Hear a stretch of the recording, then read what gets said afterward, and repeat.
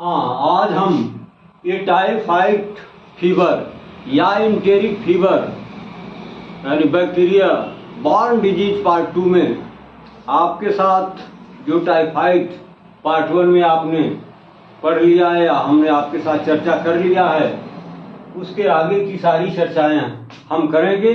तो आज का जो मुख्य बिंदु है, मुख्य टॉपिक है ये टाइफाइड फीवर से संबंधित।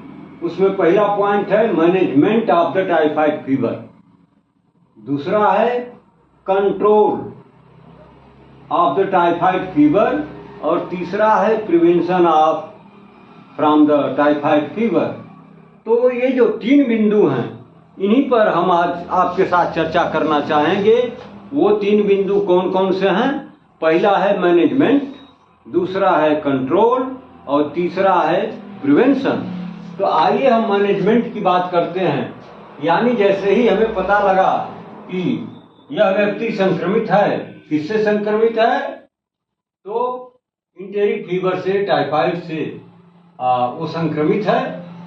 तो हमें ये पता लगने के बाद तुरंत उस व्यक्ति के चिकित्सा या उपचार जो भी कह लीजिए में बिना विलंब किए हुए शीघ्रातिशीघ्र उसका ट्रीटमेंट हमें शुरू कर देना चाहिए।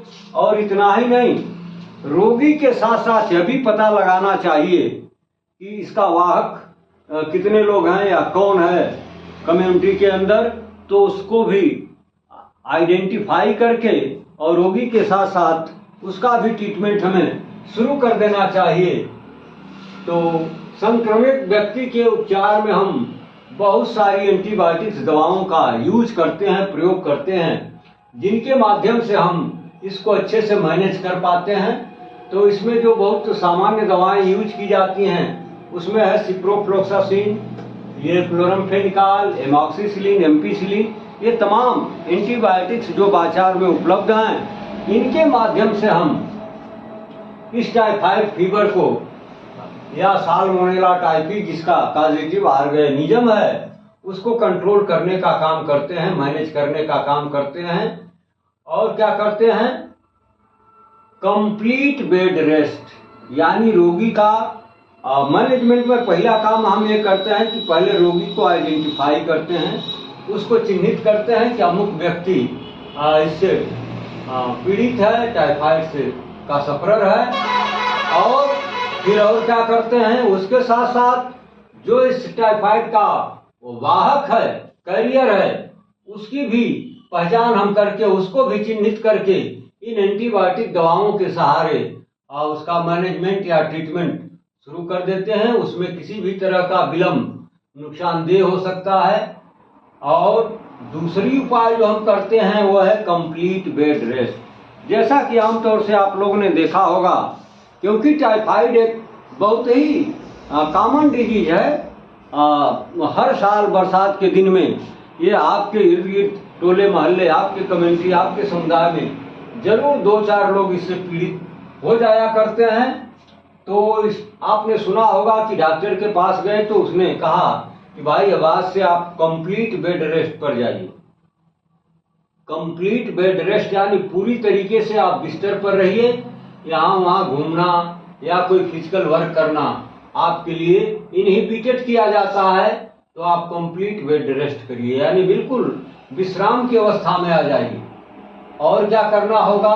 अगर संक्रमित व्यक्ति उल्टी की समस्या से ग्रसित है, उसे बार बार वोमिटिंग हो रही है, उल्टियां हो रही हैं, तो फिर हमें सिम्प्टोमेटिक ट्रीटमेंट के सहारे यानी उसके लक्षण के आधार पर यानी उल्टी के लिए, उल्टी को प्रिवेंट करने के लिए, रोकने के लिए हमें क्या करना होगा? एक ग्रुप आता है एंटी इमेटिक ड्रग्स। वे दवाएं जो उल्टी को या वोमिटिंग को प्रिवेंट करने का काम करती हैं, उनको हम नाम देते हैं एंटी इमेटिक ड्रग्स। इसमें खास तौर से नाउएडेज जो आजकल बहुत प्रचलन में है वो है डोमपेरिडोन। तो उल्टी को रोकने के लिए हमें डोमपेरिडोन का सहारा लेना चाहिए, या संक्रमित व्यक्ति में जिसको कि उल्टियों से काफ़ी दिक्कत हो रही है उसे इसका इंजेक्शन दीजिए या फिर ओरल दीजिए, जो भी करिए। लेकिन इस ड्रग का यूज हम धड़ल्ले से करते हैं और करना भी चाहिए।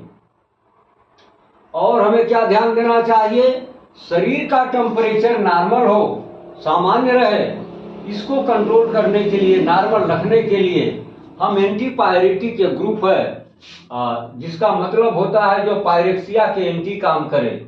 एंटी इमेटिक में भी ये शब्द है, देखिए anti emetic, it is the union of two term, anti और इमेटिक, यानी एंटी माने विपरीत उल्टा और इमेटिक माने वोमिटिंग होना, यानी जो वोमिटिंग हो रही है उसके उल्टा, माने उल्टा का मतलब उसको रोकने का जो रिस्पांस करे, उस ग्रुप को हम नाम देते हैं एंटी इमेटिक ड्रग। उसी तरीके से शरीर के तापक्रम को, टेम्परेचर को नॉर्मल बनाए रखने के लिए हमें क्या यूज करना चाहिए, एंटीपायरेटिक ग्रुप्स की दवाएं।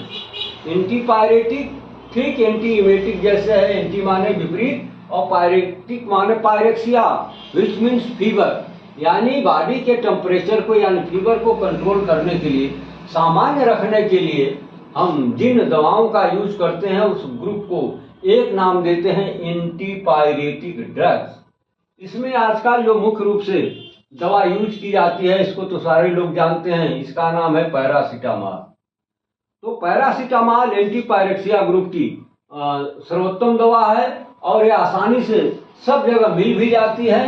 तो हमें क्या करना चाहिए, टेम्परेचर को मेंटेन करने के लिए हमें पैरासीटामॉल का यूज अवश्य करना चाहिए।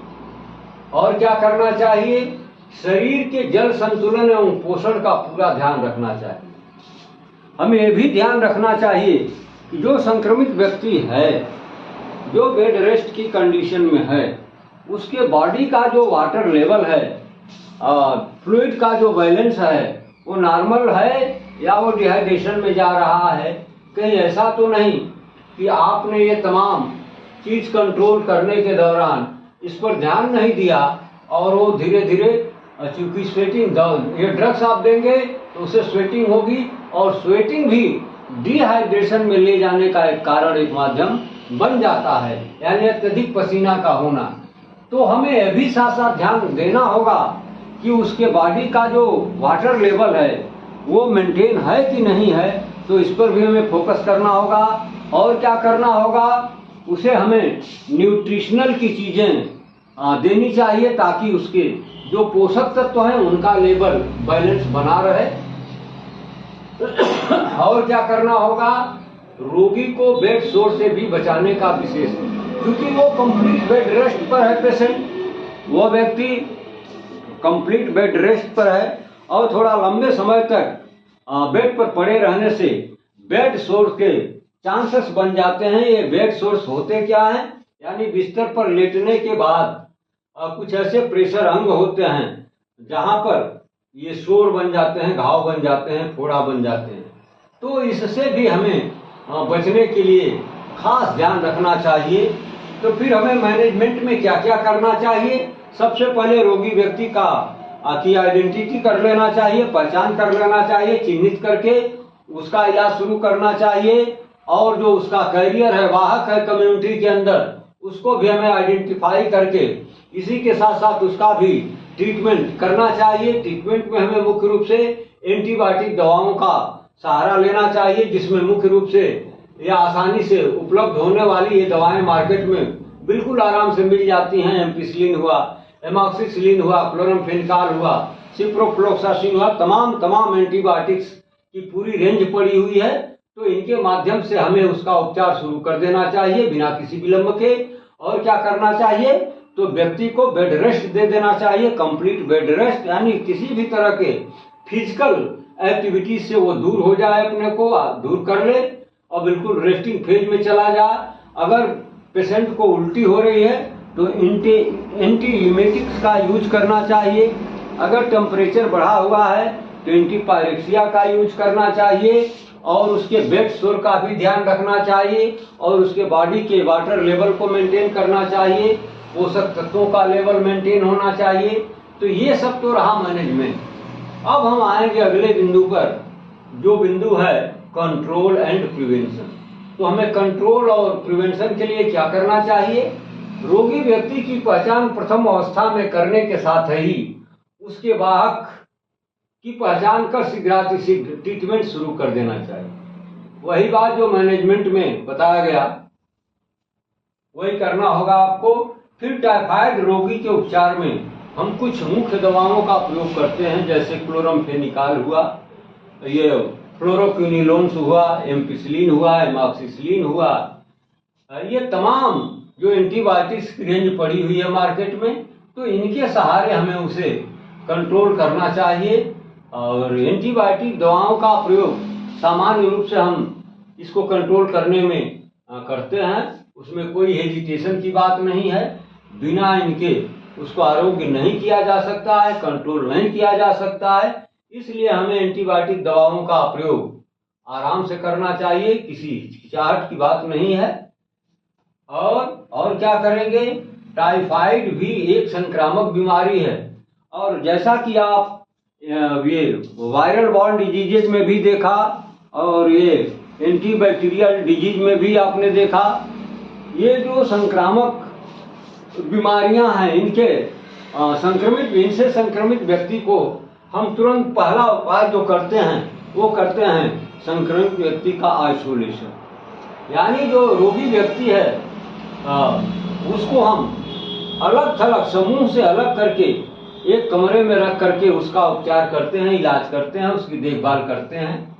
तो चूंकि अभी एक संक्रामक बीमारी है, अतः रोगी का आइसोलेशन अवश्य कर देना चाहिए।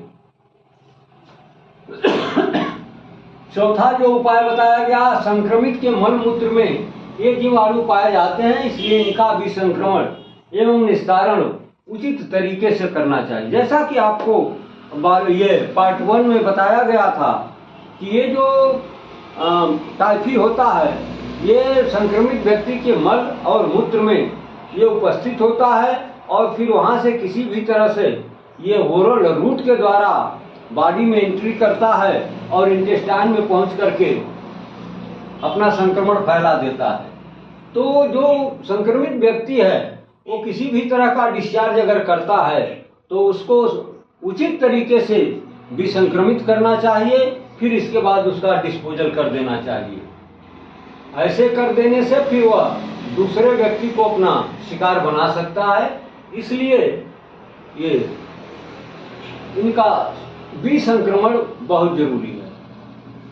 5वां पॉइंट बताया गया, रोगी द्वारा प्रयुक्त सामान, बिस्तर है, कपड़ा है, खिलौने है, जो भी है, जब संक्रमित व्यक्ति इनको यूज करता है तो पुनः उसका दूसरे व्यक्ति के द्वारा यूज करने से पहले हमें क्या करना चाहिए, अच्छी तरीके से उसे डिसइंफेक्टेंट कर लेना चाहिए, विसंक्रमित कर लेना चाहिए, तभी कोई दूसरा व्यक्ति उसको प्रयोग करे तो ठीक है, अन्यथा वो अभी इससे संक्रमित हो जाएगा, उसे कोई रोक नहीं सकता। अगला पॉइंट बताया गया, इसके संक्रमण की सूचना निकटवर्ती सरकारी स्वास्थ्य केंद्र तक अवश्य पहुंचा देना चाहिए। इससे लाभ ये होता है कि यदि आप सरकारी हेल्थ सेंटर पर ये इंफॉर्मेशन, ये नोटिफिकेशन कर देते हैं कि एक स्पेसिफिक जगह पर, एक स्पेसिफिक कम्युनिटी में ये टाइफाइड का प्रचार प्रसार है और तमाम लोग इससे ग्रसित हो चुके हैं, संक्रमित हो चुके हैं, तो होता क्या है, ये सरकारी तंत्र तुरंत सक्रिय होता है और उस लोकेशन पर पहुंच करके इससे बचने के जो तमाम तरीके हैं और ये टीका वगैरह, वैक्सीनेशन वगैरह करना शुरू कर देते हैं, और क्लोरीन वगैरह का कुएं में या नलके में ये प्रयोग कर देते हैं ताकि जल शुद्ध हो जाए। तो ये नोटिफिकेशन से ये लाभ होता है कि तुरंत सरकारी सहायता मिलना शुरू हो जाती है और उसी तरीके से इसको रोकने में हमें काफी मदद मिल जाती है। अगला है, खाद्य पदार्थों एवं जल की शुद्धता का विशेष ध्यान रखना चाहिए। ये कंटामिनेटेड फूड और ड्रिंक इसके प्रचार प्रसार के माध्यम हैं। यदि किसी संक्रमित व्यक्ति द्वारा प्रयोग किए गए खाद्य को आप प्रयोग करते हैं तो निश्चित जानिए कि आप भी उसके संक्रमण से बच नहीं सकते हैं, इसलिए हमें इस पर विशेष ध्यान देना चाहिए। अब जैसे मान लीजिए कि खाना बन रहा है तो खाना बनाने वाले को ये चाहिए कि किचन में वो शुद्ध तरीके से ये भोजन का पकाने का काम करे, और जो भोजन बन चुका है उसको खुले में उसका भंडारण न कर उसे ढक कर रखने का उपाय करें। खुले में रखने से उसमें ये कंटामिनेशन का खतरा वहाँ बना रहता है और वो भोजन जब दूषित हो जाएगा, कंटामिनेटेड हो जाएगा, तो फिर जो व्यक्ति उस भोजन को ग्रहण करेगा वो भी इसके संक्रमण से बच नहीं सकता है। और क्या करना चाहिए? जो जल पीते हैं उसको क्लोरीन युक्त ही जल का सेवन करना चाहिए। अगर मान लीजिए आप ऐसी जगह पर हैं जहां पर ये सुविधा उपलब्ध नहीं है, क्लोरीन नहीं है आपके पास, तो कोई बात नहीं, घबराने की कोई जरूरत नहीं। आप इतना तो कर सकते हैं कि जल को उचित टेम्परेचर पर गर्म करके फिर उसको फिल्टर करके रख दें और उसी जल का यूज करें। इससे भी बहुत लाभ होगा और बचाव में आपको आसानी होगी। लोग मार्केट में जाते हैं, वहाँ पर खुले में वो ट्रे में रखा हुआ है, समोसा है, घाटी है, मिठाइयाँ हैं जिस पर मक्खियाँ भिनभिना रही हैं। तो ऐसे सामग्री का जो बाजार में खुले में रखे गए खाद्य पदार्थ हैं उनका प्रयोग करने से बचना चाहिए, क्योंकि हो सकता है कि वो कंटामिनेटेड हो चुके हैं और जब उनको खाने वाला खाता है तो फिर इसके संक्रमण से वो अपने को बचा नहीं सकता है। तो ये तमाम पॉइंट्स आपको बताए गए।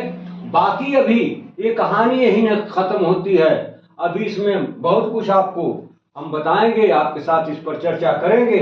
तो वो अगले एपिसोड यानी टाइफाइड और enteric fever bacteria borne disease part 3 में हम बहुत सारी चर्चा आपके साथ करना चाहेंगे।